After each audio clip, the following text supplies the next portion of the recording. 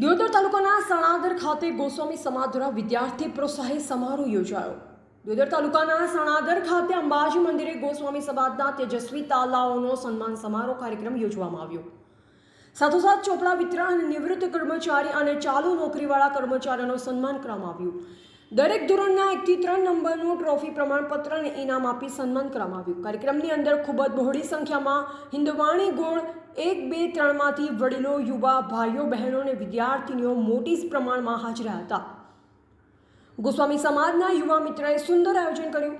અધિકારીગણ, અન્ય પરગણામાંથી મહેમાનશ્રીઓ અને વડીલો દ્વારા બાળકોનું સન્માન કરવામાં આવ્યું। સમગ્ર કાર્યક્રમ સમગ્ર હિન્દવાણી ગોળ 1, 2, 3ના દાતાઓ દ્વારા કરવામાં આવ્યું। આ સમગ્ર કાર્યક્રમનું દિયોદર દસનામ યુવક મંડળ દ્વારા આયોજન કરવામાં આવ્યું। સમગ્ર યુવક મંડળની અંદર તમામ સભ્યશ્રીઓ અને ગોસ્વામી સમાજના દરેક વ્યક્તિએ તન, મન અને ધનથી સેવા અને સહયોગ આપી કાર્યક્રમ સફળ બનાવ્યો।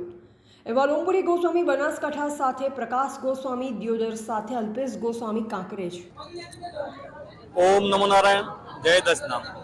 आज तारीख 1/6/2025 रोज दियोदर सणादर मुकामे हिंदवाणी गोळ 1, 2 અને 3નું તેજસ્વી તારલાઓનો ઇનામ વિતરણ કાર્યક્રમ અને વય નિવૃત્તિ જે થયેલા છે એમનો વિદાય સમારંભ અને નોકરીમાં જોડાયેલા ગોસ્વામી સમાજના જે વ્યક્તિઓ છે એમનો સન્માન સમારોહમાં ત્રિવેણી સંગમ થયો। કાર્યક્રમ બહુ સફળ રહ્યો, સરસ રહ્યો અને આ લોકોની જે ટીમ છે હિન્દવાણી ગોળના યુવાનો અને ટીમ એમને ખરેખર દિલથી હું ધન્યવાદ આપું છું કે આવો સરસ કાર્યક્રમ કરી અને સમાજની એકતા વધી, સમાજનું સ્નેહ મિલન પણ થઈ ગયું। બહુ સરસ પ્રોગ્રામ કર્યો। દિવસે આ પ્રોગ્રામ આ લોકોએ જે કર્યો તો બહુ સારો કર્યો છે।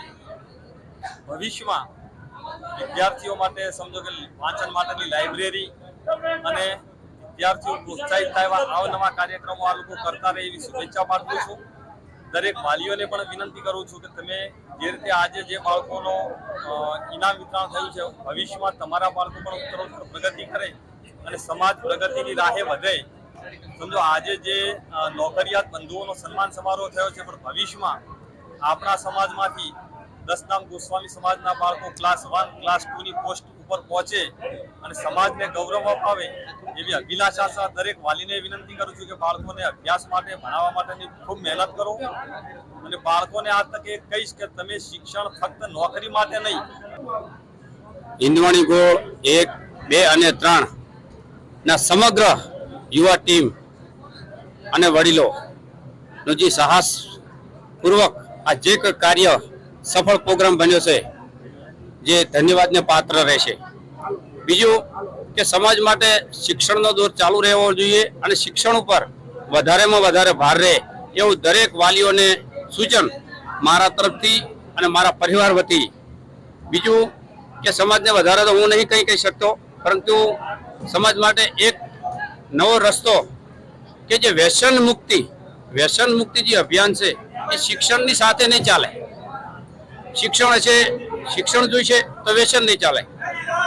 વ્યસનથી દૂર રહેવા મારી નમ્ર અપીલ છે અને દરેક ખભે ખભો મિલાઈને યુવાનોને સાથ અને સહકાર આપવા મારી નમ્ર અપીલ છે। ઓમ નમો નારાયણ।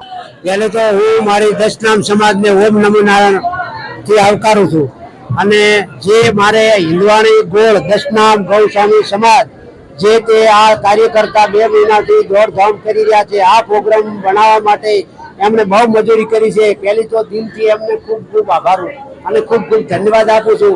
બીજું આ પ્રસંગની અંદર અમારે આજુબાજુથી જે મહેમાનો તેડાયા એ પણ અમારો જે પ્રસંગ દીપાયો એમને પણ ખૂબ ખૂબ હું આવકારું છું અને હું હૃદયથી આ યુવાન મિત્રનો ખૂબ ખૂબ ધન્યવાદ માનું છું અને જે વ્યસન મુક્ત વિશે અમારે વ્યસન માટે પ્રતિબંધ કરવો છે એવો યુવાન મિત્રનો આદેશ કરું છું અને શિક્ષણ તરફ હમણાં શંકરભાઈ ચૌધરી સાહેબે જે સંમેલનની અંદર કીધું રાહ દોરી એ પ્રમાણે હું પણ એ કહેવા માંગુ છું કે વ્યસન ઉપર પ્રતિબંધ કરે અને શિક્ષણ પર વળે।